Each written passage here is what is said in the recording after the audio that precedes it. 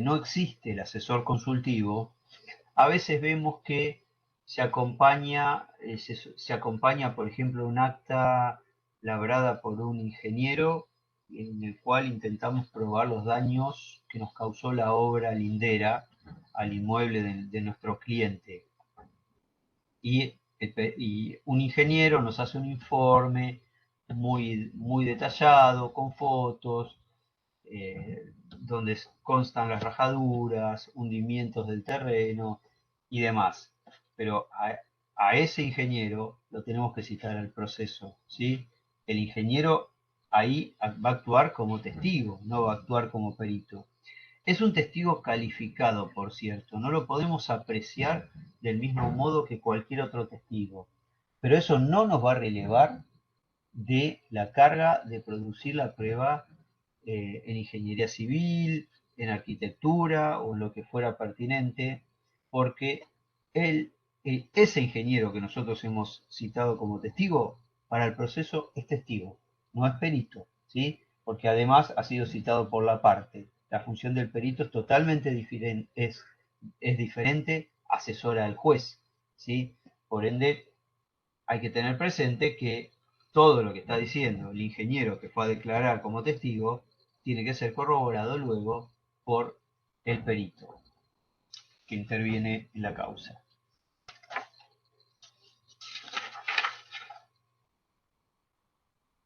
Otra cuestión que tal vez he visto en algunos procesos es que siempre con la infungibilidad de los medios probatorios es que citan a declarar a testigos para reconocer firmas de terceros, ¿no?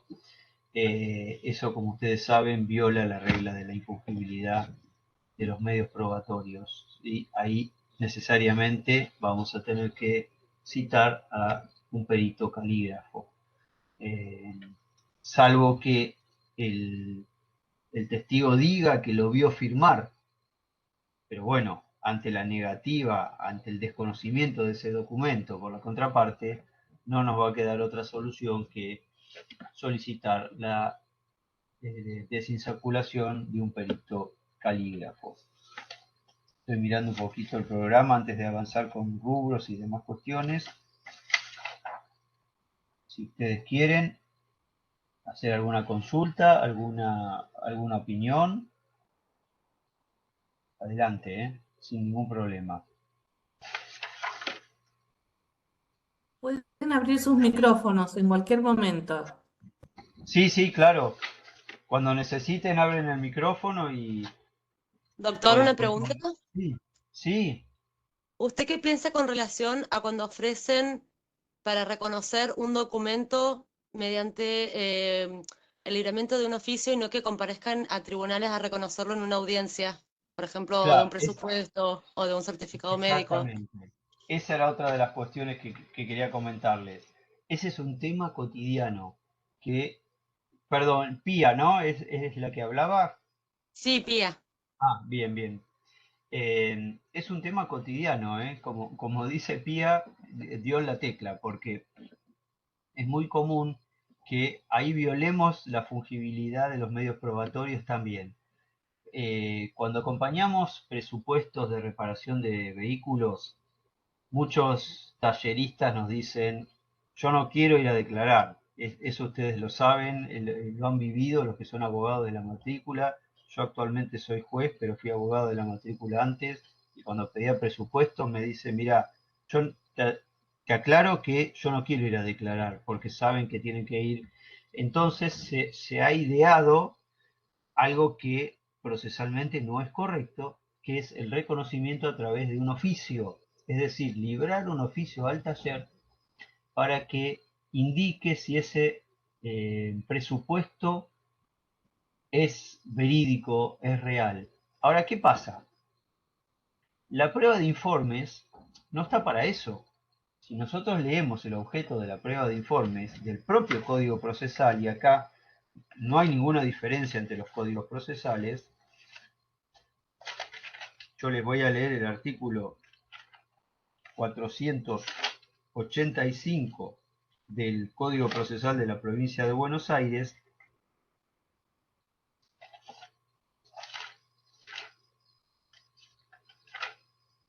Perdón, 395, que es un artículo que está incorporado en la prueba de informes, como les decía hoy. Sustitución o ampliación de otros medios probatorios. No será admisible el pedido de informe que manifiestamente tienda a sustituir o ampliar otro medio de prueba. Este artículo, como les anticipé, tendría que estar en la parte general de la prueba, porque la regla de la infungibilidad de los medios probatorios es para todos los medios, no solamente para la prueba de informes. Pero el legislador ha querido hacer hincapié, además de en lo general, en la insustituibilidad de la prueba de informes. Y fíjense la procedencia de la prueba de informes. Los informes que se soliciten a las oficinas públicas, escribanos con registros, entidades privadas, deben versar sobre hechos concretos, claramente individualizados, controvertidos en el proceso. Punto. Procederán únicamente respecto de actos o hechos que resulten de la documentación, archivos o registros contables del informante. Esto es, si nosotros al tallerista le estamos preguntando si el presupuesto es legítimo, y a veces se le suele preguntar cuáles son los valores actuales de esas piezas, no son circunstancias que surgen del archivo, porque generalmente los presupuestos no quedan archivados. Ahora, ¿qué le podríamos preguntar para no citarlo como testigo? ¿No? Porque si nos cuesta conseguir un testigo para reconocer el presupuesto, que insisto, el oficio no es el medio, la regla sería que venga el tallerista y reconozca el presupuesto, pero ¿cómo hacerlo por oficio eventualmente, a unas sabiendas de que tal vez estamos violando la infungibilidad de los medios probatorios? ¿Cómo hacerlo? Preguntarle al tallerista si el original de este presupuesto, haciendo de cuenta que el que tenemos en el expediente es un duplicado, si el original de este presupuesto surge de sus registros o surge haberse expedido por el responsable del taller mecánico, por ejemplo, ¿no? O le podemos preguntar si de sus registros surge cuál es el valor actual de un guardabarro. A veces hay que preguntarlo de una forma que no viole el código. Repito, no, desde mi punto de vista, no es el medio probatorio idóneo la prueba informativa para esa circunstancia, ¿sí? No sé, Pía, si vos apuntabas a eso. Sí, doctora, eso y también acá se está dando mucho, no sé, en donde usted trabaja, el reconocimiento de los certificados médicos, porque los médicos tampoco Sí, son de concurrir a las audiencias. Es el mismo caso. exactamente. Sí, sí, sí, los médicos también. Lo primero que dice un médico cuando pide un certificado, dice, por favor no me citen como testigo. Porque claro, es comprensible, ¿no? A veces están 2 horas esperando, lo citamos en el marco de una audiencia de 10 testigos y bueno, ahí hay que tener la deferencia de hacerlos, si es solamente reconocer que son 5 minutos, hacerlos pasar primero y liberarlos, ¿no? Pero sí, pasa exactamente lo mismo. Y con los certificados médicos es más difícil todavía porque probablemente no queden registros de eso. Es más difícil todavía esquivar a la citación de testigo de un médico que de un presupuesto de un mecánico que puede quedarse con el original y a mí me da un duplicado tal vez. Pero es muy difícil. Yo creo que si nos atenemos a la regla del código, la mitad de la prueba que se ofrece en los procesos viola estos parámetros. Yo creo que hay que ser en algún punto un poquito flexible porque también hay que comprender la circunstancia de la gente que lo hacemos salir de su trabajo a veces un día entero, a veces no viven cerca del juzgado donde va a declarar, sobre todo una persona que es autónoma, ¿no? Tal vez tenga que cerrar el negocio para ir a declarar si no tiene empleados. Son situaciones muy, muy delicadas que creo hay que analizarlas en cada caso concreto. Por eso, insisto una vez más, es muy importante que quien ofrece este medio de prueba, en primer lugar, pueda ofrecer el oficio y también cite a declarar a la persona. Pero si lo ofrece por oficio, tener bien presente que tal vez hay una forma de ofrecerlo que enmascara un poco el principio de infungibilidad de los medios probatorios, ¿sí? No sé si está respondida, Pía, la Sí, doctor, pregunta. perfecto. Muchísimas Gracias, gracias. gracias. Bien. Una cosa. Sí, En sede penal labran un acta y consignan mal el día del accidente. Y sí, también luego hacen una pericia y consignan mal las calles. ¿Yo tengo que pedir la rectificación en sede penal o...? sí, yo te diría que sí. Te diría que a Bien, veces el día del accidente es más fácil porque hay varias actuaciones en el mismo día, ¿no? Pero es complejo porque es el hecho principal. bien. Yo apuntaría a rectificarla en el proceso penal. Sí. Bueno, gracias. No, por favor. Doctor, Sí, disculpe. sí, Eh, a ver, ¿cuál es su opinión cuando puede haber alguna contradicción entre dos medios probatorios? ¿Cómo sí, valorar?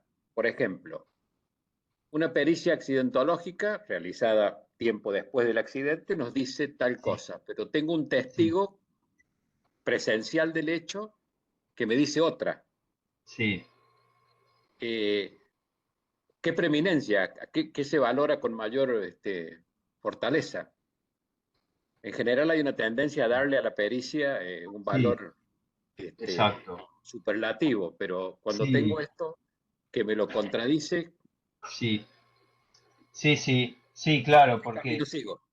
sí, la apreciación de la pericia, lamentablemente para ese caso, la mayoría de los códigos procesales tienen un artículo que en el caso de la provincia de Buenos Aires es 474, 476 en el Código de Nación, que habla de la fuerza probatoria del dictamen será estimada teniendo en cuenta la competencia de los peritos. Esto es importante porque a veces no tenemos un perito de la incumbencia exclusiva de lo que estamos haciendo, de lo que estamos preguntando. A veces suele suceder que no tenemos un médico traumatólogo y le estamos hacer una pericia a un médico tal vez de otra especialidad, aunque pueda dictaminar sobre el punto. Entonces, tal vez el valor de esa pericia no es la misma. El tema que, si en el caso que vos planteás, Sergio, ¿no? Sí, sí, El perito seguramente es un ingeniero mecánico, seguramente la fuerza probatoria del dictamen va a primar sobre lo que establece, lo que dijo el testigo. Ahora, testigo. si son muchos los testigos y el juez a su vez tiene fotografías donde claramente se ven los golpes del otro lado, por ejemplo, estoy hablando sin saber, ¿no? Pero si el testigo dice que el auto, que uno venía por la izquierda y no por la derecha, como dice la demanda, y de la foto surge que los daños están del otro lado y el perito dice que están del lado como lo relató el actor y el juez tiene las fotos que le sugieren o le indican que el hecho sucedió de otra forma, tiene varios testigos que le ratifican eso, lo que debería hacer el juez ahí, tal vez, es hacer otra pericia con otro perito. El problema es que a veces advertimos estas cuestiones al momento de dictar sentencia. Dictar la sentencia, claro. Sí, sí, Y ya ese es está. el problema. Miren, casualmente tengo en este momento una sentencia redactando donde el juez advirtió una pericia en ingeniería civil por daños en una construcción, casualmente. Advirtió que no le convencía mucho la pericia del ingeniero civil y citó a otro perito a hacer la misma pericia. Esa es una facultad del juez que puede ser de oficio o a pedido de parte también, ¿no? Pero si pasó, si el dictamen pericial pasó, si las partes no lo impugnaron, que también es una cuestión a tener en cuenta, ¿sí? Siempre tener presente que hay un plazo para pedir explicaciones o para impugnar los dictámenes periciales, pese a que en algunas jurisdicciones no está regulada la impugnación del dictamen pericial, jurisprudencialmente se admite. Entonces, no dejar pasar esa oportunidad, porque ¿qué va a decir el juez al dictar sentencia? Que las partes no impugnaron la pericia. Entonces le va a dar preeminencia en ese caso, ¿no? Si no la impugnaron, le va a dar preeminencia a lo que dice el perito por sobre lo que ha declarado el testigo, ¿sí? Hay que ver las circunstancias, Sergio, pero probablemente no dejar pasar las posibilidades que las leyes procesales nos otorgan, ¿no? Para este caso puntual. Bueno, gracias, doctor. Muy No, amable. por favor. Que por cierto, Sergio, no es un caso aislado, ¿eh? Esto se ve todos los días, ¿eh? Es muy común que pase lo que vos estás diciendo, ¿eh? Es muy común. A ver si me queda algo antes de hablar de los rubros, porque yo quiero hablar de los rubros y la prueba de los rubros, que es algo muy importante. Bueno, los puntos de pericia. Bien. Tengan en cuenta otra cosa antes de pasar a los rubros. Ambas partes recíprocamente tienen derecho o carga de controlar el ofrecimiento probatorio, ¿sí? Yo me puedo oponer a el ofrecimiento probatorio de la contraparte, ¿sí? Puedo oponerme a un punto de pericia, decir, mire, lo que le está preguntando al perito ingeniero, al ingeniero mecánico, no es propio de su especialidad, o es una cuestión jurídica, que es uno de los puntos del programa, ¿no? El perito que se expide sobre cuestiones jurídicas. Por ejemplo, la típica, que lo han visto ustedes seguro, ¿quién tiene prioridad de paso? Preguntarle al ingeniero mecánico. ¿Para qué? Si esa es una cuestión que la decide el juez, no lo va a decidir el perito, por más que el perito lo diga, eso por supuesto que no va a atar al juez en su sentencia, pero es importante que como partes y como colaboradores del proceso, el abogado de la contraparte, cuando advierte que hay una pregunta que es impertinente o cuando viola la especialidad del perito, o que le estamos preguntando al perito algo que no está alegado. Esto, fíjense cómo hay que escarbar a veces, ¿no? Preguntas impertinentes que no sirven para resolver el proceso. Preguntas o puntos de pericia que no se condicen con la especialidad del experto, ¿sí? Preguntas que son jurídicas, que el perito no las puede responder bajo ningún punto de vista. Y otra que se ve muy a menudo es que le pregunten a los peritos, que se expida sobre circunstancias que no están alegadas en la demanda o en la contestación. Esto es, por ejemplo, ¿cuántos días de reparación tuvo el vehículo? Y están pidiendo privación de uso, que ahora lo vamos a ver, y no dice cuántos días tuvo parado el auto. Entonces, el perito se está expidiendo sobre un punto que no está ni reclamado, o tal vez está reclamado, pero es un hecho que no fue alegado. Es muy importante tener en cuenta esto y tomarse los minutos que sean necesarios para controlar la prueba de la contraria y utilizar esos que generalmente son 5 días que nos brindan los códigos procesales para impugnar el ofrecimiento probatorio de la contraparte. Y quien va a decidir si esa prueba es pertinente, si esa prueba se admite o no, va a ser el juez, pero siempre con el debido contralor de la contraria.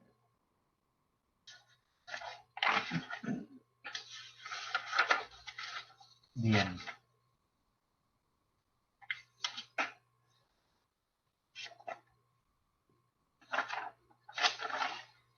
Otra circunstancia que se ve bastante en la actualidad, por lo menos aquí en La Plata, que es importante tener en cuenta, es que está pasando algo que antes no pasaba, que se está intimando a las compañías aseguradoras a que adjunten una copia de la denuncia de siniestro de su asegurado.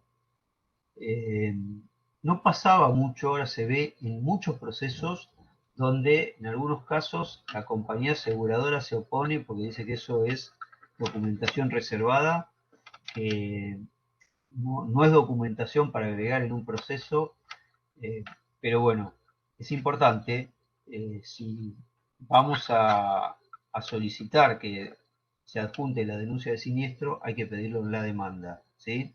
O en la contestación de demanda, el demandado que le diga a la compañía aseguradora del actor, por más que no esté citada a juicio, que adjunte copia del siniestro, porque también el actor tal vez tuvo compañía aseguradora, hizo la denuncia y la hizo de un modo distinto al que relató en su demanda. Por eso, fíjense qué datos de relevancia podemos obtener con esta prueba. Eso sí, con prueba de informe. Ahora, la consecuencia de no adjuntar la denuncia de siniestro es diferente en un caso o en otro. Cuando la compañía de seguros está citada en el proceso, se aplican las consecuencias de la renuencia de la parte que no quiere adjuntar documentación. Siempre eso hay que probarlo, ¿sí? Puede ser interpretada como una presunción en su contra. Artículo 388 infine del Código Procesal de la Nación. Por eso es importante. Si me refiero a la compañía de seguros que citamos al proceso, es una cosa, porque a veces no la acompañan, y si no, tenemos la compañía de seguros que no está en el proceso, como la compañía del actor, en donde puede tener una multa si no acompaña la denuncia de siniestro. Pero nosotros necesitamos que la acompañe, no queremos la multa. Por eso a veces hay que resolverlo de otro modo, ¿sí? Es importante a veces insistir al juez que reitere la petición de adjuntar la denuncia de siniestro, porque nuestro cliente no quiere la multa, sino que quiere esa prueba que puede ser vital para la resolución del pleito.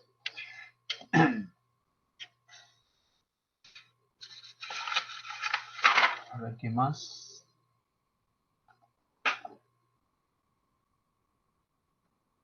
Acá el programa habla de las facultades del juez en la determinación de las pericias no conclusivas, dudosas o irrazonables. Bueno, en parte es lo que preguntaba Sergio, ¿no? Yo creo que el juez, teniendo en cuenta que es abogado, no tiene mucho margen de apreciación en la pericia. Hay algunas reglas para apreciar las pericias que también vale la pena traer a colación, que surgen del artículo 476 del Código Procesal de la Nación, en rigor de la interpretación de este artículo. En primer lugar, hay que tener en cuenta como dije antes, la especialidad del perito, la cientificidad de la pericia, ¿sí? No es lo mismo probablemente una pericia psicológica que una pericia genética. Como ustedes saben, el grado de certeza de la pericia genética es del 99,998, algo así, hoy en día, ¿sí? Por ende, ¿qué puede hacer el juez ante una pericia genética y qué puede hacer el juez ante una pericia psicológica? No es lo mismo. El margen de apreciación es totalmente diferente. Por eso, cuando hablamos de la apreciación de las pericias, de la prueba pericial, tenemos siempre que tener en cuenta de qué pericia estamos hablando, qué especialidad tienen los peritos y qué cientificidad tiene la rama en la cual está interviniendo el perito. En aquellas pericias, como les acabo de decir, que tienen mayor grado de cientificidad, el juez tiene menor margen de apreciación. Sí, el juez puede controlar, eso lo puede hacer en todos los casos, lógicamente, pero en estas puntualmente, el juez puede controlar el grado de cuidado que se tuvo de las muestras de sangre, por ejemplo, ¿no? Ahí pueden trabajar la parte interesada en impugnar la pericia. Mire, cuidado que cuando le sacaron sangre al individuo no tomaron los recaudos del caso, puede estar contaminada la muestra. Bueno, ahí no estamos trabajando sobre las conclusiones del dictamen pericial técnicamente, sino en el procedimiento pericial, para lo cual algunos se inclinan en solicitar o bien la nulidad del dictamen por impugnación o la nulidad por incidente. Fíjense qué detalle, porque depende de la jurisdicción, esto puede hacernos caer la impugnación. Si hacemos mal la impugnación, probablemente el juez nos resuelva, bueno, pero usted debió haber iniciado un incidente, no directamente pedir la nulidad de la pericia. Por eso, cuando hay dos posturas sobre la vía procesal, a veces lo mejor es hacer las dos cosas. Pedimos la nulidad del dictamen como a modo de impugnación y a su vez un incidente de nulidad de la pericia por violación del procedimiento previo al informe. ¿Sí? Esto es de suma relevancia porque el procedimiento previo tiene que estar explicitado en el informe pericial. ¿Qué hizo el perito antes? ¿Vieron cómo los peritos médicos a veces dicen, le sacamos radiografías, le hicimos este estudio y llegó a esta conclusión? El psicólogo dice, le hicimos este test, el otro test, y llegó a esta conclusión. Bueno, el perito genetista tiene que decir exactamente lo mismo. Cómo le sacaron sangre, o si fue sangre, si fue un cabello, cómo lo conservaron, a dónde lo mandaron a analizar, etc. Esto tiene que estar consignado en la pericia. Y además tengamos en cuenta algo, que a veces el juez fija una audiencia, por ejemplo, para sacar sangre al individuo o para determinado acto, en cuyo caso ahí tiene que estar la parte controlando, porque si la impugnación se basa en que se violó el procedimiento y estuvo al alcance de la parte hacer este planteo antes, probablemente preclusión mediante se nos haya pasado la ocasión para hacer el cuestionamiento. Fíjense, la prueba pericial, todas las circunstancias que trae aparejada, ¿no? Especialmente lo que hace a la determinación de pericias no conclusivas. Ahora bien, también puede suceder, como les acabo de contar el caso este, que el juez, por suerte, advirtió que el dictamen no le cerraba y ordenó la designación de un nuevo perito. Eso lo hizo en la etapa probatoria. Se dio cuenta enseguida el juez, por suerte. Pero a veces sucede que ya se dictó la providencia de autos para sentencia. Seguramente han visto varios casos de esto. Y el juez cuando está escribiendo la sentencia, nota que el dictamen pericial es incongruente, es inconsistente y tal vez suspenda o deje sin efecto el llamamiento de autos para sentencia y haga hincapié en la ampliación de la pericia o en una nueva pericia. Esto es muy extraño, pero podría llegar a suceder, ¿sí? Por eso también tenerlo presente. Obviamente las partes ya no pueden pedir nada una vez que el juez dictó el auto para sentencia. Una de las consecuencias de la providencia de autos para sentencias es que ya no puede haber peticiones, salvo la demora, ¿no? Pero no puede haber ninguna petición concreta de las partes. Bien, entonces, vamos con algunos rubros. ¿Cómo probarlos?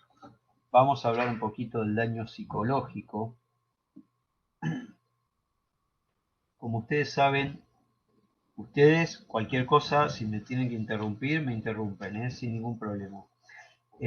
Porque yo tampoco los puedo ver a ustedes, entonces no puedo ver si me hacen señas o no. El daño psicológico, entonces, pueden chatear también porque tengo el chat abierto. El daño psicológico, entonces, a diferencia del daño moral, que es importante siempre solicitarlo, siempre que sea pertinente, lógicamente, el daño psicológico tiene una diferencia con el daño moral respecto del carácter patológico del daño. No sé si se entendió. Muchos sostienen que para que el daño sea psicológico y deje de ser daño moral, tiene que persistir por más de 2 años. Esto lo convierte en patológico. Entonces, ya tenemos un rubro diferente al daño moral, ¿sí? Entonces, para su reclamo, tiene que ser reclamado de manera autónoma al daño moral, porque el daño moral son las molestias, son las consecuencias disvaliosas del accidente. Generalmente estamos hablando de accidentes de tránsito. Ahora vamos a hacer hincapié un poquito más en eso. Pero el daño psicológico se prueba por regla con un perito médico psiquiatra. Esto es importante porque al daño moral podemos abrevar con un perito psicólogo. Entonces, al perito médico psiquiatra le tenemos que hacer preguntas diferentes a las que le vamos a hacer al perito psicólogo, especialmente la patología del daño. Sobre esto tiene que hacer hincapié, porque si no demostramos que el daño es patológico, el rubro tiene que ser rechazado inexorablemente. No hay forma de que proceda el daño psicológico si no tenemos un dictamen pericial que así lo establezca, ¿sí? Y por otro lado, tenemos que determinar cuál es el alcance del daño psicológico. Por supuesto que estamos hablando de un hecho donde seguramente han habido lesiones y tenemos lesiones con un grado de incapacidad que también ahora vamos a ver. Pero el perito tiene que dictaminar sobre el carácter patológico, como les dije, y sobre el porcentaje de incapacidad psicológica. Siempre es importante que a los peritos médicos, al psicólogo, al médico psiquiatra, se le consulte por el porcentaje de incapacidad, si esta es transitoria o permanente también, porque no todas las incapacidades son permanentes, que lo diga con porcentajes, ¿sí? Hay algunos criterios en la psicología para los peritos psicólogos que no establecen porcentajes, sino, seguramente lo han visto, leve, moderado, grave, pero bueno, puede ser apreciado igualmente por el juez. Con que le dé una pauta para que se aprecie la entidad del daño, creo que es suficiente. Pero tiene que haber algo, si no es muy difícil para el juez establecer montos indemnizatorios. Entonces, daño psicológico, quería destacarles ese detalle. Y respecto de la incapacidad, también es importante tener en cuenta, como les dije, la especialidad del perito médico que vamos a requerir. Perito médico traumatólogo, perito médico oftalmólogo, a veces hay lesiones con daños en la cabeza, perito médico neurólogo, más allá de si el motociclista llevaba el casco puesto o no, ¿sí? Que eso habrá que determinarlo también. Para determinar o valorar el grado de incapacidad, es importante que lo establezca el especialista en el tema. Entonces, puede haber daño neurológico, puede haber daño óseo, puede haber daño muscular, puede haber daño ginecológico. Fíjense todas las especialidades que tenemos para solicitar la designación de peritos. También está el famoso perito médico legista, que no en todas las jurisdicciones o en departamentos judiciales tenemos peritos legistas. Está bueno porque el perito médico legista engloba todas esas especialidades, salvo que él sostenga que, o ella sostenga que no puede dictaminar sobre un punto de pericia. Y acá quiero volver un poquito al ofrecimiento de la prueba pericial, que me olvidé de decirles algo que creo que es relevante. Cuando le hacemos las preguntas o puntos de pericia, siempre hay que dejar a salvo que en el hipotético supuesto que el especialista o el perito no pueda responder alguno de estos puntos por su especialidad, solicito se indique cuál es la especialidad y le pido al juez de antemano que se permita la desinsaculación de un nuevo perito para ese punto de pericia en particular. Esto es importantísimo porque dejamos a salvo la posibilidad que, obviamente eso queda a criterio del juez, tal vez no diga, mire, usted tenía que saberlo, lo debió ofrecer, pero dejamos a salvo la posibilidad de tal vez ofrecer una pericia durante la etapa probatoria a los fines de desasnarnos sobre algún punto de pericia que el perito que tenemos designado no pueda responder. Porque si no, nos vamos a quedar con un punto de pericia que tal vez es importantísimo sin responder. Y el juez al momento de dictar sentencia tal vez tenga que rechazar un rubro por falta de información.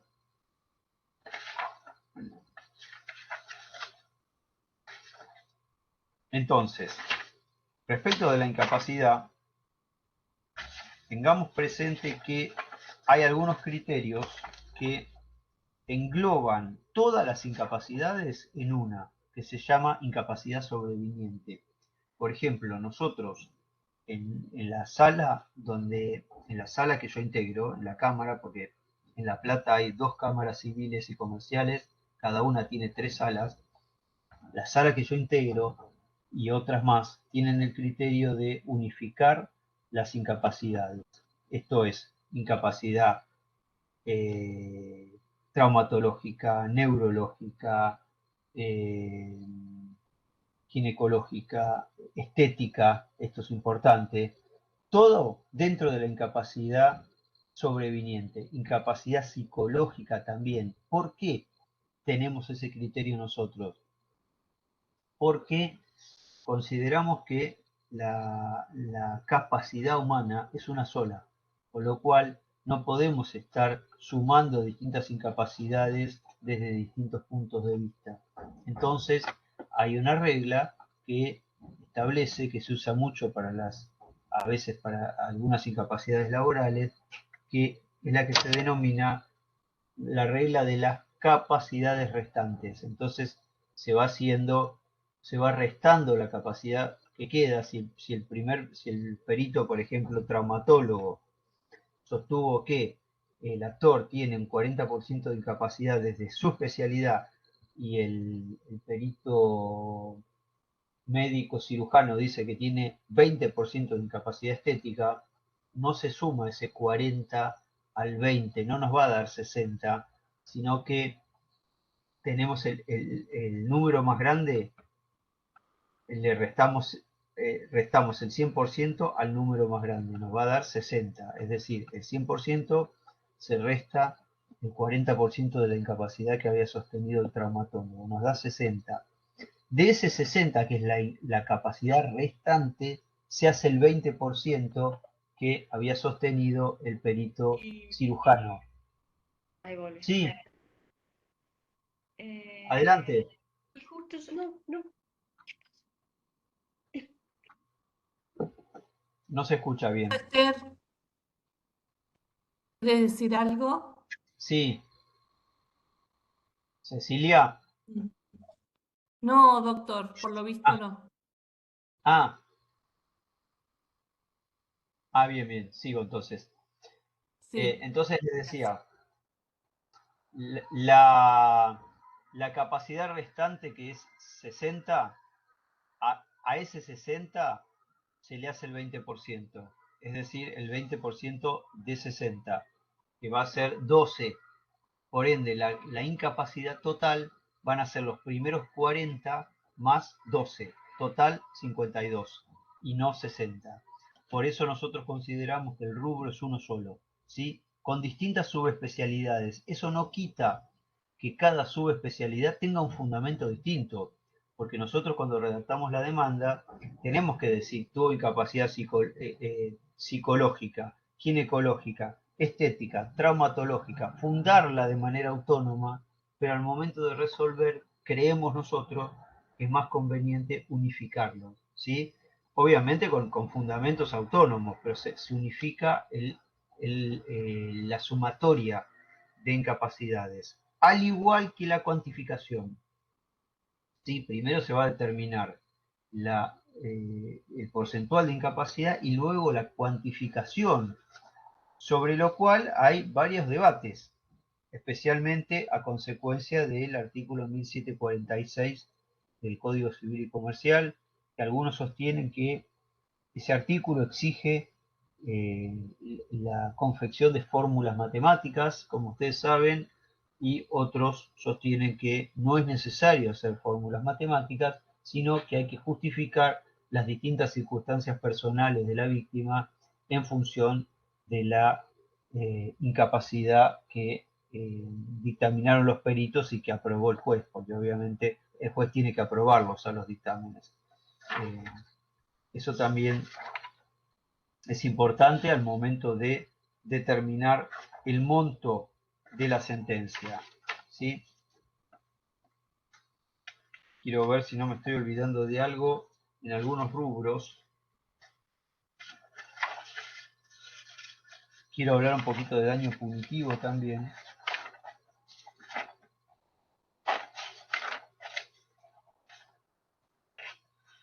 Rubro lucro cesante.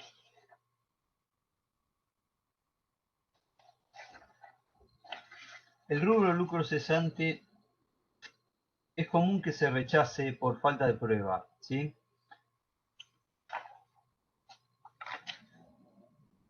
¿En qué considero yo que hay que hacer hincapié a los fines de solicitar el rubro lucro cesante? Tengamos en cuenta que este rubro se verifica cuando se deja de percibir o ganar un rendimiento económico.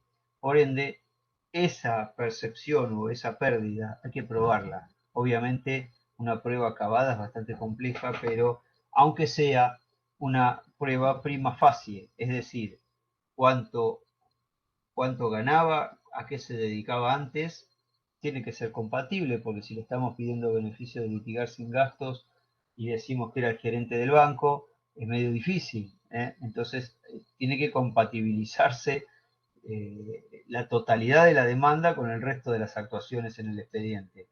Entonces, lo que ha dejado de ganar o percibir a consecuencia del hecho y demostrar la relación de causalidad en esa pérdida, ¿sí? Por eso es importante. A veces, cuando se trata de algunas cuestiones bastante complejas de probar, podríamos llegar a necesitar un perito contador. Por eso hay que ver las circunstancias y qué es lo que queremos probar. Pero es difícil a veces que el juez pueda juzgar sin la prueba pertinente. Entonces, demostrar la disminución del nivel de ingresos siempre producida en base a la relación de causalidad entre el hecho y esa pérdida. Esto no es ipso iure, ¿eh? Esto no es ipso iure, porque también hay que tener en cuenta que dentro del rubro incapacidad también se está, en cierto modo, analizando la pérdida de disminución laboral, perdón, la pérdida es una redundancia, la disminución laboral del actor.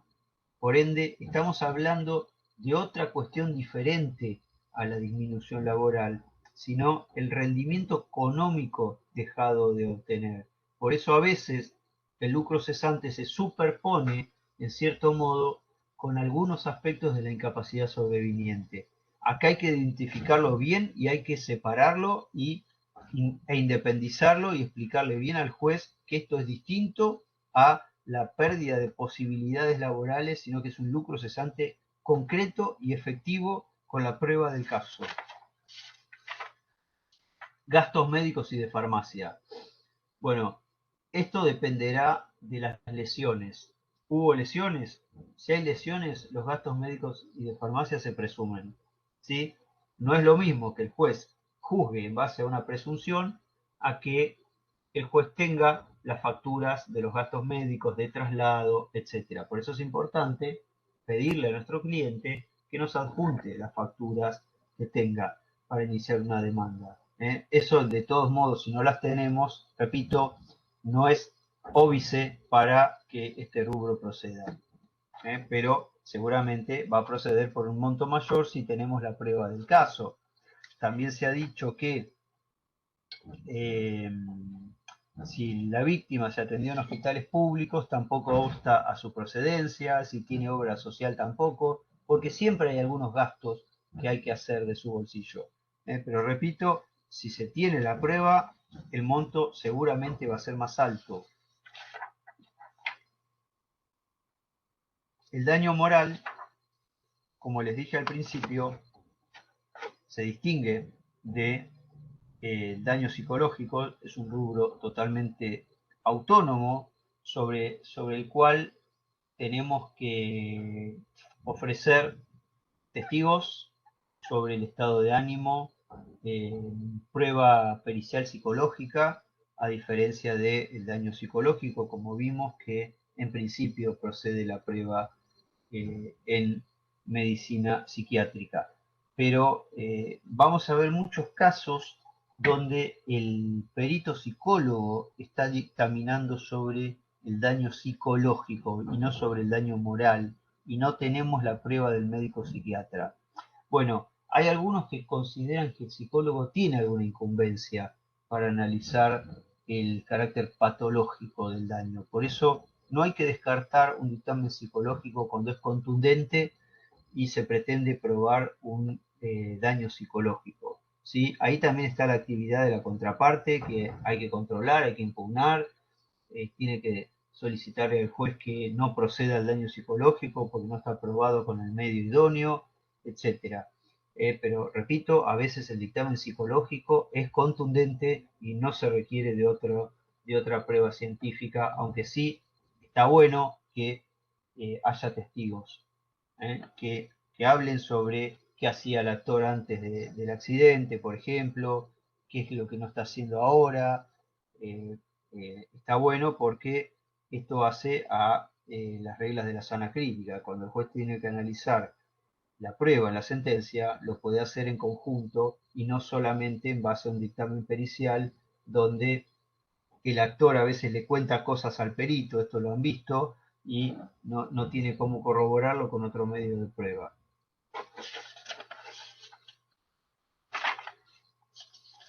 Y respecto del daño moral, creo que también es importante traer a colación que, como les dije, el daño moral se presume cuando hay lesiones. En principio, cuando no hay lesiones, o bien el daño tiene origen contractual, y acá me remonto a lo que dije al principio de todo, cuando diferencié el origen de los daños. Cuando el daño tiene origen contractual o no hay lesiones, el daño no se presume, perdón, el daño moral. Con lo cual tenemos que acreditarlo, ¿sí? No es lo mismo estar ya juzgando sobre la base de una presunción que juzgar sobre la ausencia probatoria. Entonces, si reclaman daño moral en un proceso de naturaleza contractual y no hay prueba absoluta, el daño moral hay que rechazarlo, ¿sí? No importa si estamos en presencia del derecho del consumo o no. El fundamento jurídico no cambia desde nuestro punto de vista, porque mi colega lo comparte a esto. El fundamento jurídico no hace a la procedencia del daño moral, sino cuál es el origen del daño, ¿sí? Repito, si estamos en presencia de un daño, de un contrato de consumo, de un contrato civil, hay que probarlo igual al daño moral, ¿sí? Porque es un daño de origen contractual. Eso es, creo, lo importante, lo destacable de este rubro.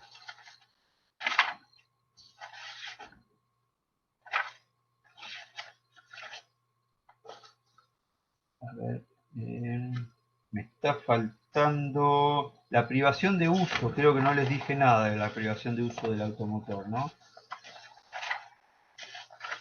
Yo le mandé algunas sentencias donde están tratadas algunas de estas cuestiones que estoy comentando, que se las van a pasar después.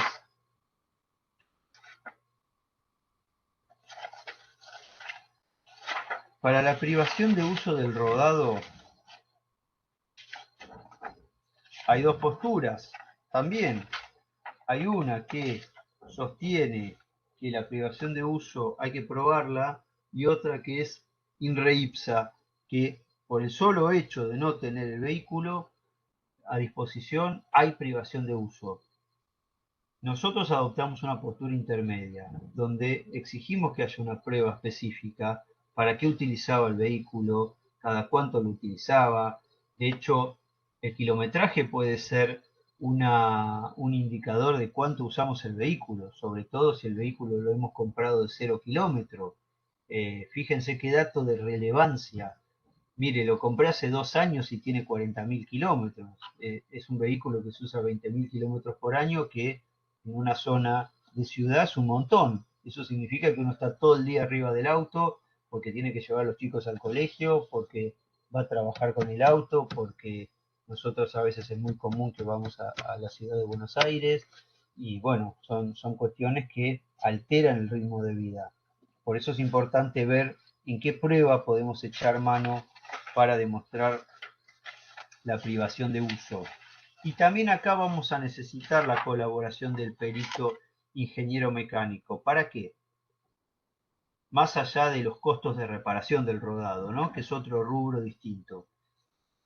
Para la privación de uso, tiempo de reparación. Podemos preguntarle al ingeniero mecánico conforme los daños que ha analizado, porque los daños al rodado también los analiza el ingeniero mecánico. Tengan presente que el ingeniero mecánico va a analizar velocidad, distancia de frenado, si es factible que el hecho haya sucedido de esa forma, costos de reparación, repuestos, tal vez ahí hay alguna duda, y nos va a ayudar en la privación de uso. ¿Por qué? Por los tiempos de reparación del vehículo. El perito ingeniero mecánico nos va a decir, bueno, conforme los daños que he descrito, este vehículo, reparar estos daños nos lleva una semana. Lo que también hay que preguntarle al perito es, usualmente, cuál es la demora en la obtención de turnos para taller. ¿Sí? Porque no es solamente la semana que estamos con el auto en el taller, porque el auto no lo vamos a llevar al día siguiente y al día siguiente van a empezar a trabajar en el vehículo. Obtención de repuestos, vieron que está complicado el tema de los repuestos, y a veces nos falta un repuesto para poner el auto en la calle. Por eso, si son repuestos complicados y no estamos hablando solo de chapa y pintura, también hay que tener en cuenta que le podemos preguntar eso al perito, siempre que nuestro cliente nos explique bien qué fue lo que pasó. Entonces, describir el uso que tenía el auto, si es posible el kilometraje, el tiempo de reparación, esa creo yo que es información relevante al momento de resolver la privación de uso del rodado.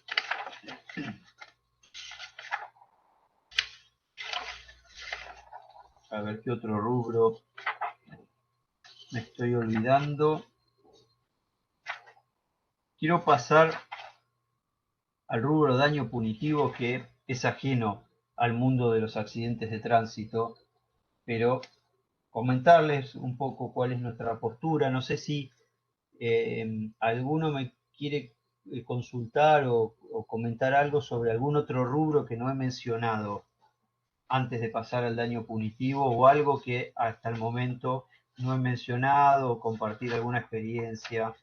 Abrimos, si quieren, el micrófono los que estén interesados por unos minutos, y después sigo con daño punitivo.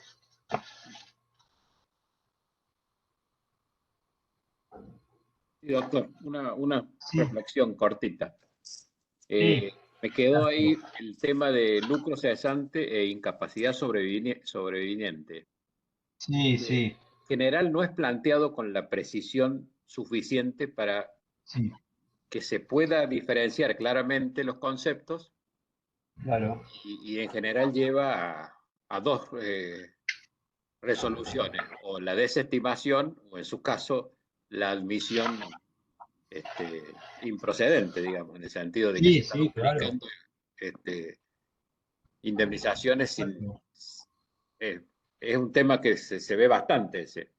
Sí, eso se ve mucho, y ahí tiene que estar atento el abogado del demandado al contestar demanda, sin perjuicio que obviamente el juez lo va a resolver, se oponga o no a la procedencia del rubro, pero es importante ya señalarle al juez que el rubro está duplicado, que no es el caso típico de de lucro cesante, ¿no?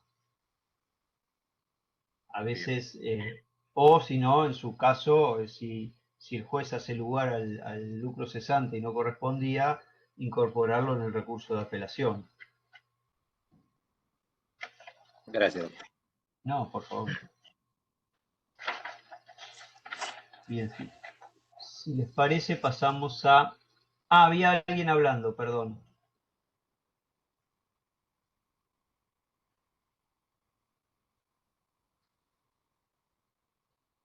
Acá Sergio en el chat colocó la demora de la aseguradora en responder el reclamo. Sí, este es un tema que quería hablar también. Antes, si les parece, lo vemos antes del daño punitivo, ¿sí? Porque a veces hay daño punitivo ahí. Pero vi que alguien estaba hablando porque se había iluminado el cuadradito, o yo me equivoqué. Si no, pasamos a la demora, que esto es un tema cotidiano con la inflación, ¿no? Es el problema de la inflación a veces en el país, que esto obviamente no es nuevo, nos trae estos problemas con el tiempo que tardan los procesos, ¿sí? Ahí, en los fallos que les mande, hay uno que se llama Gaitán con Río Uruguay Seguros, que se trataba de, si mal no recuerdo, era una destrucción total del vehículo, donde le habían otorgado en primera instancia el valor del vehículo, pero había quedado desactualizado. Ya estaba reconocida la necesidad de actualizar el daño, ¿sí? ¿Qué pasa? Si yo me quedo con el valor asegurado, con el valor del contrato ante una destrucción total, cuando termine el juicio y lo cobre, no compro ni una rueda. Entonces, lo que se está utilizando, y eso debe estar incorporado en la demanda, atención con esto porque después no hay vuelta atrás, ¿sí? Es pedir la actualización de los valores al momento, más que de la sentencia, al momento de la ejecución de la sentencia, ¿sí? Porque si no, lo que nos va a pasar es que el juez de primera instancia fija un valor, tal vez actual al momento de la sentencia, y entre que queda firme, vamos a tener un problema de desactualización. Entonces, acá me apareció un icono, ahí está. ¿En qué se fundamenta la necesidad de actualizar los montos asegurados que exceden el monto de la póliza? A eso voy, ¿no? El vehículo valía 100.000 pesos al momento del hecho, ese es el tema, y hoy vale 3 millones. Entonces, el juez tiene que condenar a un valor actual, es decir, cuánto vale el vehículo hoy. Eso significa que estamos guardando la equivalencia entre el valor asegurado de aquel entonces y el valor actual del rodado, porque algunos sostienen que eso viola el artículo 61 de la Ley de Seguros, Ley 17.418, porque el artículo 61 alude al modo de cumplimiento de la póliza en la medida del contrato. Bueno, lo que ha dicho la Corte de la Provincia de Buenos Aires sobre ese tema es que el artículo 61 está previsto para casos en los que hay cumplimiento espontáneo de la aseguradora, y ahí está la pregunta de Sergio, la demora de la aseguradora en responder el reclamo. Cuando hay incumplimiento en el reclamo, no se aplica el artículo 61 con todo su tenor, sino que corresponde actualizar al momento del efectivo pago. Por eso yo sugiero que además de probar cuánto vale el vehículo al momento de la sentencia, hay que dejar también la válvula abierta para actualizar ese monto en la etapa de ejecución de sentencia. Eso debe estar pedido en la demanda. Tenemos que probarlo durante el proceso, porque es importante probarlo durante el proceso, si no el juez no sabe si va a condenar o no. ¿A qué va a condenar el juez si no sabe si el monto al cual tiene que condenar es superior al que nos ofrecía la aseguradora? Por ende, el perito, ingeniero mecánico probablemente, o esto también se puede probar con un oficio a agencias de vehículos sobre el valor, nos va a decir cuánto vale el rodado en la etapa probatoria y ese valor, si hay condena, lo actualizamos al momento de la sentencia. Voy a leer un poquito el chat. Doctor, opina de la inconstitucionalidad que siempre plantea la parte actora sobre el límite de la cobertura del seguro. Deuda de valor, sí. Bueno, la deuda de valor también es un fundamento para la destrucción total. Coincido con el doctor Batista en cuanto al planteo deuda de valor. Bueno, sí. Nosotros, respecto de la actualización del límite de cobertura, tomamos el límite de cobertura al momento de fijar los daños. Es decir, si el juez de primera instancia, cuando fijó los daños, lo hizo a valores históricos, supongamos que al momento del hecho el límite de cobertura era 6 millones de pesos, es muy probable que, estamos hablando del año 2005 aproximadamente, es muy probable que la sentencia no supere los 6 millones de pesos. El problema es si el juez condena a valores actuales y nos quedamos con el límite de 6 millones o de 3 millones de pesos, con lo cual lo vamos a superar en la mayoría de los casos. Entonces nosotros tenemos la postura que también es la postura de la Suprema Corte de la Provincia de Buenos Aires de colocar el límite de cobertura al mismo momento de la evaluación de los daños. Es decir, si fijamos los rubros a valores actuales también se aplica el límite de cobertura con las reglas de la superintendencia. ¿Cuál es el límite hoy? Tanto. Bueno, lo decimos expresamente en la sentencia. Ahí hay un caso que se llama Rivero con García, que también está incluido en las sentencias que le mandé. Hay varios. Parecido a Gaitán, pero la diferencia es que era un tercero, era una víctima lesionada, no era la destrucción total del vehículo. Ya no es contractual, sino es extracontractual. En ese caso y en otros más que les envío, está tratado el límite de cobertura. No hablamos de la inconstitucionalidad, sino que directamente corremos el momento sobre el cual tenemos en cuenta cuál es el límite. Pero respecto del límite, una vez que decimos el momento es este, el límite es ese. Nosotros no nos excedemos del límite de cobertura. Creo que también está preguntado por ahí, ¿sí?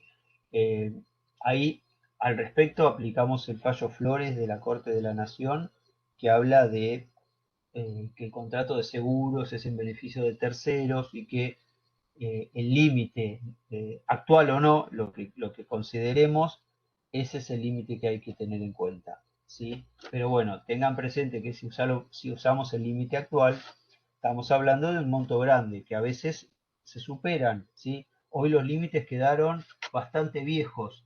Si comparamos un límite de 3 millones de pesos del año 91 a los 39 millones que creo que tenemos hoy, me quedo con el de 3 millones del año 91, porque rara vez había sentencias que superaban ese monto en esa época. Hoy hay muchas sentencias que superan los 39 millones.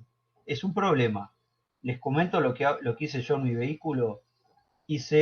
Contraté una póliza adicional, sabiendo de estos problemas, contraté una póliza adicional donde me aseguro por el doble del límite. No escucho nada. Sí. ¿Alguien quería preguntar algo?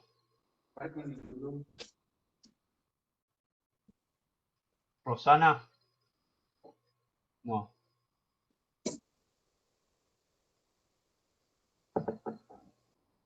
Bien. No, doctor, por lo Ah, visto no.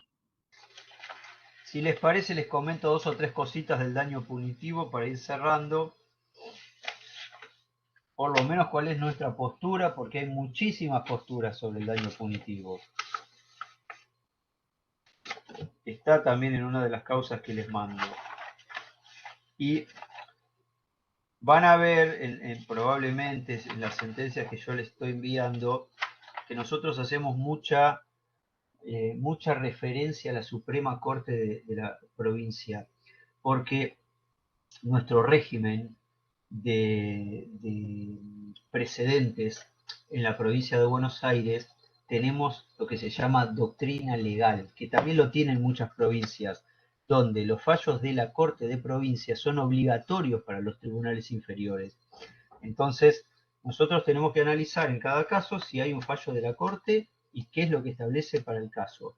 En principio, ese fallo, si el caso es similar, es obligatorio para resolverlo.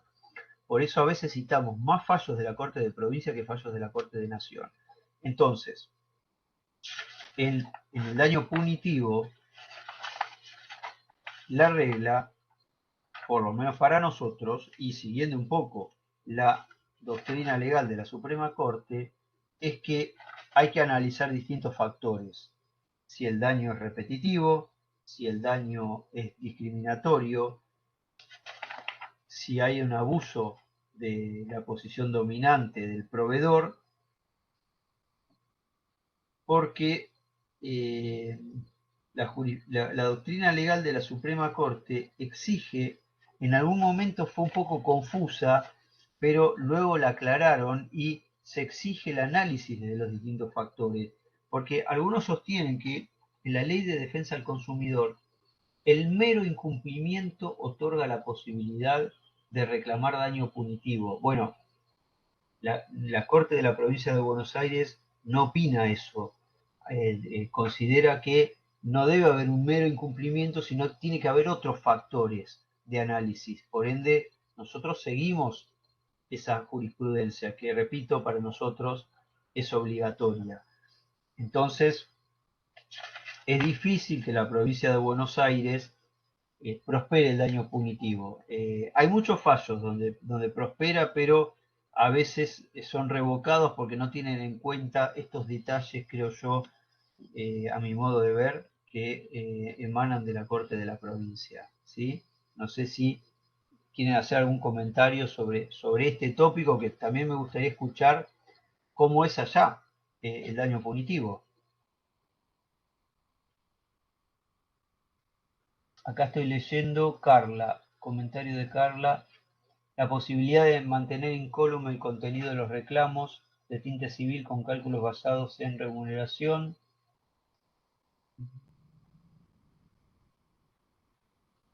¿Cuál es el mecanismo más apto? Sí, nosotros no consideramos, respondiéndole a la pregunta de Carla, no tenemos un cálculo aritmético concreto para hacer esto. Lo hacemos en función de la realidad económica, ¿sí? Lo mismo que hubiera dicho el juez en aquel entonces es lo que consideramos hoy. Es muy difícil calcular esto, realmente es muy difícil, pero lo hacemos en función de la realidad económica. Acá Cintia, envíenos ese fallo. Sí, lo van a tener, esos fallos se los envié hoy hace un ratito, así que se los van a reenviar en breve. Van a tener todos esos fallos que yo les estaba comentando, ¿sí? Pero con la salvedad que nosotros hacemos hincapié en la doctrina y todo, pero hacemos mucha mirada a la Corte local, a la Suprema Corte de la provincia, ¿sí? No sé si alguno quiere comentar algo del daño punitivo en San Luis, o no sé si son todos de la provincia o tenemos algún asistente de otras provincias o de otra jurisdicción.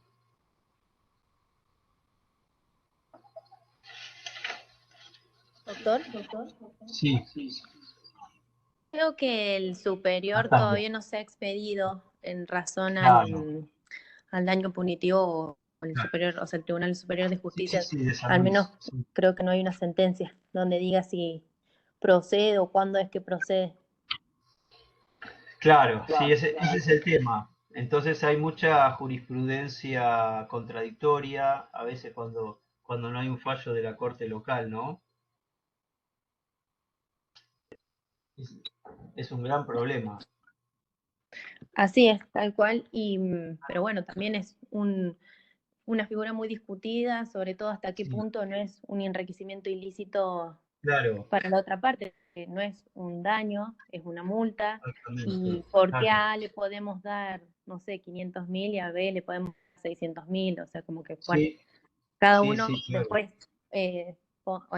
o sea, pondrá su posición, ¿no? Exacto. Sí, sí, uno de los factores más discutidos del daño punitivo es quién es el beneficiario, ¿no? Sí, ese es el tema. Por eso creo que es tan restrictivo.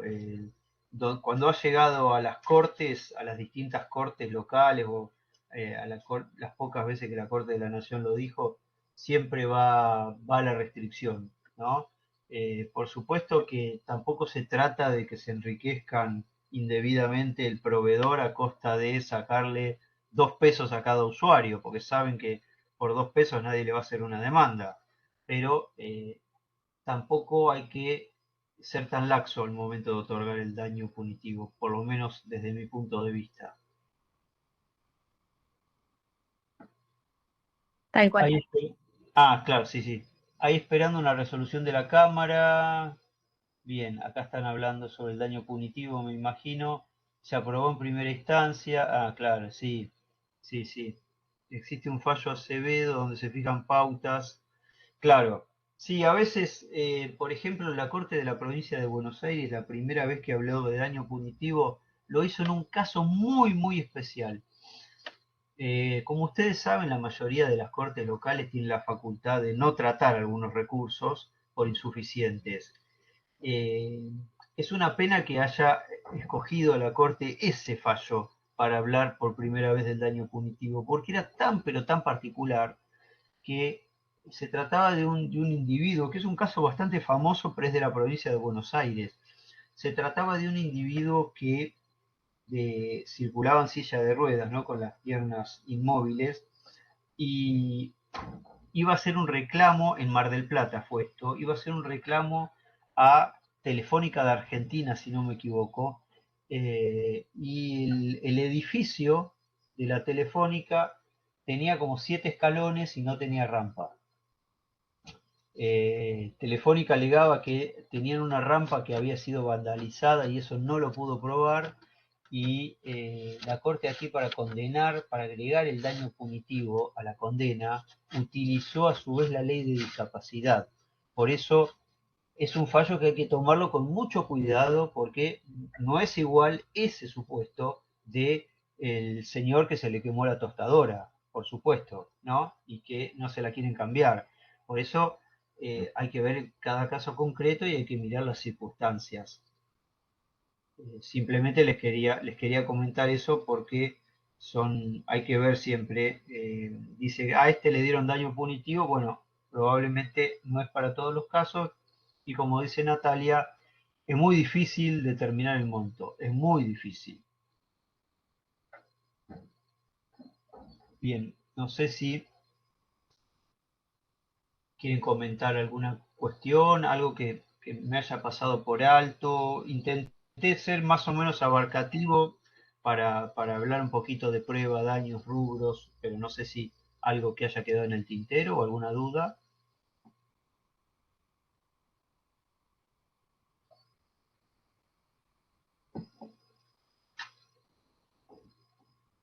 Bueno, creo que estamos más o menos cumpliendo, y yo les prometí que vamos a terminar un poquito antes y ya son y 53, me van a matar. Pero bueno, si no hay otros temas para tratar, me parece que hasta aquí llegamos.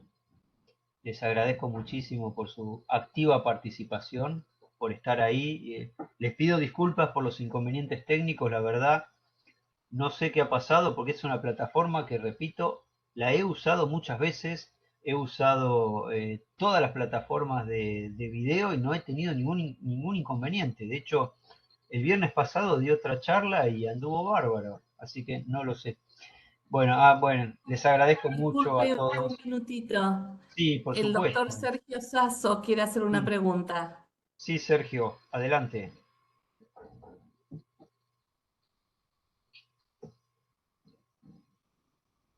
No se lo escucha, doctor Sasso. No, no se escucha. A ver ahí.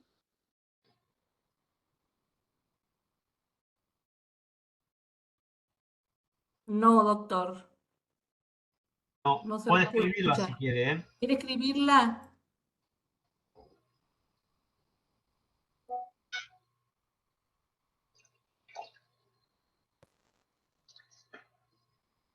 Bueno, por lo menos no me siento tan solo con los problemas tecnológicos.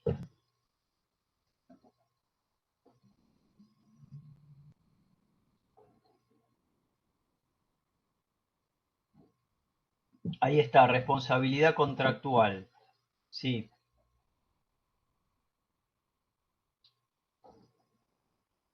Responsabilidad contractual, ¿algún rubro de la responsabilidad contractual, Sergio? Daños y perjuicios, 3 años. Sí, sí, exactamente. 3 años para la prescripción de la responsabilidad contractual, 5 para el cumplimiento del contrato. Sí, es un problema. No sé si apuntaba eso. Ah, no, no, ahí está. Yo dije 5.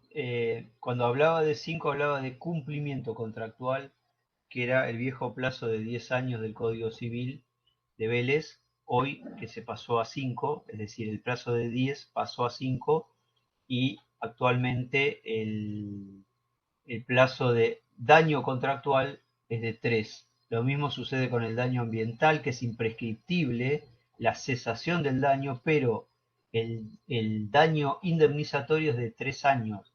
Y la resolución contractual, sí, es un problema la resolución contractual, porque es la pregunta más difícil que se le puede hacer a alguien. No, todo 3 años no, 5 años es el cumplimiento y 3 es la indemnización. El problema es la resolución contractual, precisamente, porque algunos consideran que es una nulidad de acto, que tiene un plazo de prescripción distinto. Si no me equivoco, son 2 años la prescripción de la nulidad. ¿eh? La resolución tal vez tenga como origen la nulidad. Ahí hay que fijarse, hay que ser bien preciso al fundar la demanda. ¿eh? O bien nos piden el cumplimiento y nos amparamos en la resolución contractual. Probablemente la resolución contractual esté prescripta, entonces no nos podemos defender de la resolución contractual. Fíjense qué locura, ¿no? Yo considero que cuando se plantea como defensa, la defensa tiene que tener el mismo plazo de prescripción de la acción. ¿eh? Tengamos presente que no estamos hablando de una acción que tiene un plazo de prescripción, pero si yo planteo una defensa que pudo haber estado prescripta a modo de acción autónoma, me pueden decir, si usted quería la resolución contractual, ¿por qué no la pidió? Y por ende está prescripta la resolución contractual. Pero yo tengo la postura de que cuando se solicita en este caso, un cumplimiento contractual que tiene un plazo específico, el plazo de resolución debe ser idéntico, porque no puede haber dos plazos distintos para lo mismo, que en realidad es la contracara de la misma moneda. No sé si más o menos se entendió la idea.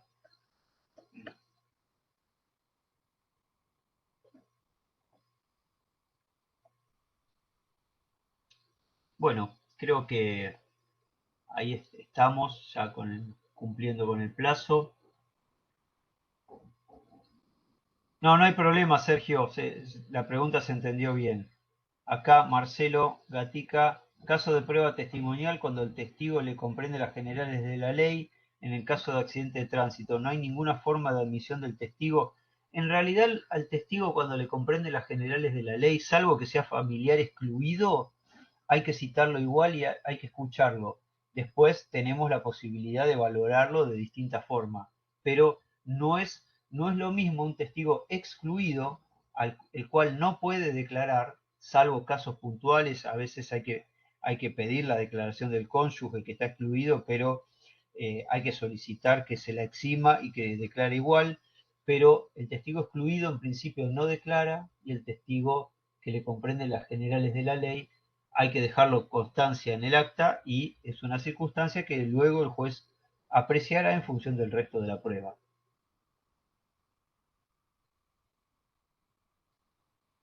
Así que no hay que citarlo igual al testigo que le comprende las generales de la ley, porque a veces no tenemos tantos, ¿sí? Fíjense, el testigo que declara sobre el daño moral generalmente es un amigo y le comprende las generales de la ley. Lo único que el juez tiene que saberlo. Entonces, probablemente necesitemos más prueba, no solamente ese testigo que le comprenda las generales de la ley, porque nos vamos a quedar cortos al momento de la sentencia, ¿sí? Bueno, entonces si les parece, cortamos aquí. Les voy a escribir, yo no tengo, les voy a dejar mi mail, si faltó algún material. Muchas gracias, doctor. Ahí está el mail. No, por Peter. favor. Ahí está el mail en el chat. Ahí Así se que los bueno. estoy copiando en nuestro WhatsApp. Claro, Nosotros porque, tenemos un WhatsApp y yo claro, ya les envié el material ahora, pero se los buenísimo. voy a enviar ahora por correo electrónico después. Claro, porque después termina la charla y se borra, ¿no? No, no, Eh, no, sigue, ah, pero igual para que quien quiera descargarlo en su computadora perfecto, o quiere perfecto. guardarlo en su biblioteca. Bárbaro. Bueno, ¿Sí? estoy a disposición para cualquier cuestión ulterior, así que muchísimas gracias por la invitación. Muy atentos todos, ¿eh? Muchas gracias, doctor. Que tengan muy buenas Gracias. tardes. Muy buenas Igualmente. tardes a todos, doctores. Gracias, gracias. Hasta luego. Luego. Gracias, gracias, gracias a todos. Muy atentos. Muchas gracias. Gracias. Gracias, gracias. Gracias.